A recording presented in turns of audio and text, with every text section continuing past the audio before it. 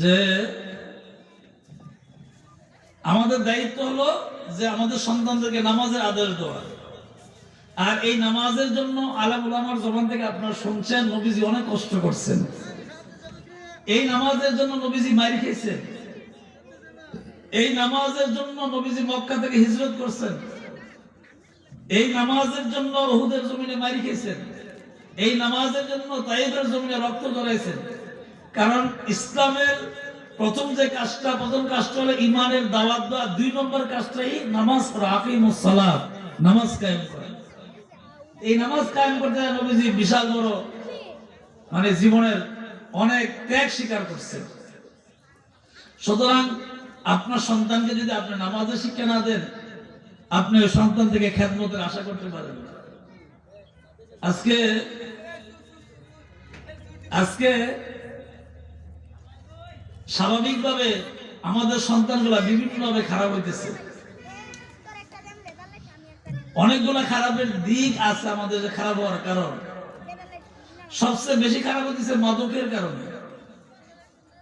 সরকার পর্যন্ত বহু চেষ্টা করতেছে মাদক নিয়ন্ত্রণের জন্য। তাদের চেষ্টা কম নয়, সরকার যথেষ্ট চেষ্টা করতেছে। তাই এই রকম খারাপ রাস্তা থেকে আপনার সন্তানকে বাঁচাতে হলে 5 নম্বর দায়িত্ব হলো আপনার সন্তানকে এলেম শিক্ষা দান করবেন।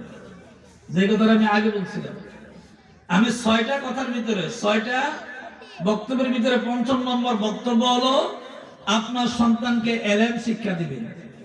এখন এলেম শিক্ষা দিতে গেলে তালতলা হাফিজিয়া মাদ্রাসায়, শাহ আলম সাহেবের মাদ্রাসায় যে বাচ্চাগুলা পড়ালেখা করে, এগুলা আল্লাহর কোরআন শিখে, এগুলা কখনো কি হবে না, মাদক সেবী হবে না।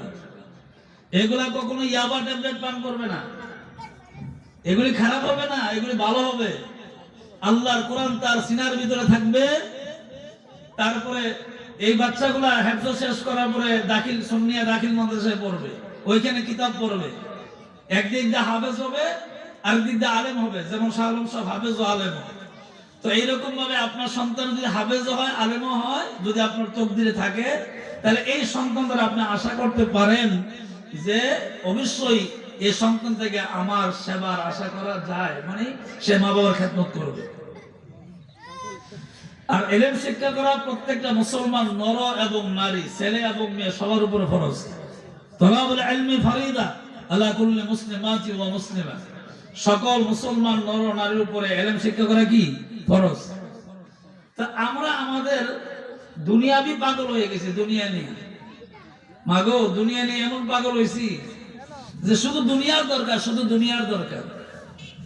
শাহ আলম সাহেব তো ইচ্ছা করলে যে টাকাটি খরচ করে 2টা মাদ্রাসা করছেন, কষ্ট করে সবাই নিয়ে মিলেমিশে চালাইতেছে।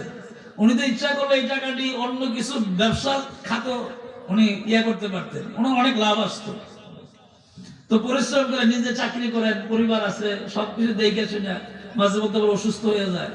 এত কষ্ট করে 2টা প্রতিষ্ঠান করছেন কিসের জন্য?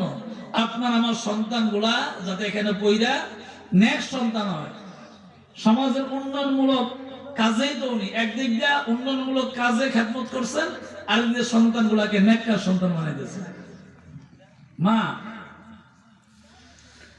আমি আপনাদের কাছে 6 নম্বর যে কথাটা বলবো, শেষ কথা, আমি তো একটা একটা করে আপনাকে বুঝাইছি। 6 নম্বর কথা হলো আপনার ছেলে এবং মেয়ে উপযুক্ত হওয়ার পরে, আপনার ছেলে এবং মেয়ে উপযুক্ত হওয়ার পরে তাকে ভালো বিবাহের ব্যবস্থা করবে। ইসলাম যেটাকে সমর্থন করে এরকম বিবাহের ব্যবস্থা করবে। আজকে বিবাহের ভিতরে অনেক অনিসলামিক কাজ হয়। একদিন আমি রাস্তা দিয়ে হাইটে যাচ্ছি, এমন সময় আমার একটা রাস্তার পাশে একটা মেয়ে তার সন্তান নিয়ে দাঁড়িয়ে রয়েছে। আমার বলতেছে, হুজুর আমার বাচ্চাটা খুব দুষ্টামি বেশি করে, অতিরিক্ত, আমি সহ্য করতে পারি না, আমার বাচ্চাটার একটা ফু দিয়ে দেন। তো আমি বললাম যে বাচ্চার কোনো দোষ নাই, দোষ মা বাবার। বলে কেন? আজকে বিবাহ অনুষ্ঠানের ভিতরে হলুদ অনুষ্ঠানের নামে হারাম কাজ করা হয়। হলুদ অনুষ্ঠান ইসলামের কোথাও নাই। আর শুধু হলুদ যে মাখ আছে, এটা মাখলে একটা ভালো আছে, যে হলুদ গোসল করে মেয়েদেরকে গোসল করে, এটা একটা ভালো ছিল। এখন হলুদ অনুষ্ঠান নামে হারাম যত কাজ আছে এগুলি করে। নাচানাচি, ফালাফালি, নারী পুরুষ একখানো, এক জায়গায়।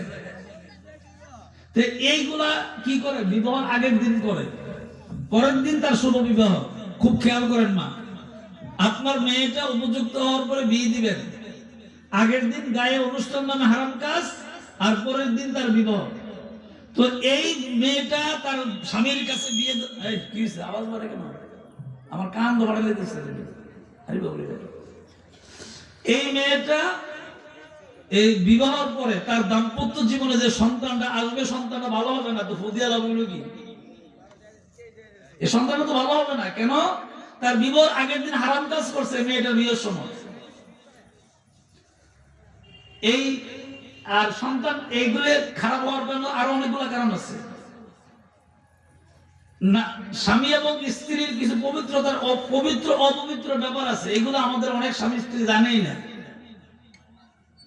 তো আপনি পবিত্র কি হয় আর অপবিত্র কি এটাই জানেন না, নাম মুসলমান, তাহলে আপনার সন্তান দ্বারা আপনি ভালোবাসা কিভাবে করতে পারেন? এই জন্য শরীর কোন সময় অপবিত্র হয়, কিভাবে পবিত্র হইতে হয়, এগুলো অবশ্যই আপনার জানা থাকতে হবে। আমরা অনেকে মনে করি যে আমাদের উপরে যখন মানে গোসলটা ফরজ হয়, তখন আমরা মনে করি কি জানেন, যে গোসলখানায় গিয়া ঝর্ণা সাইডে গোসল করলে গোসল হয়।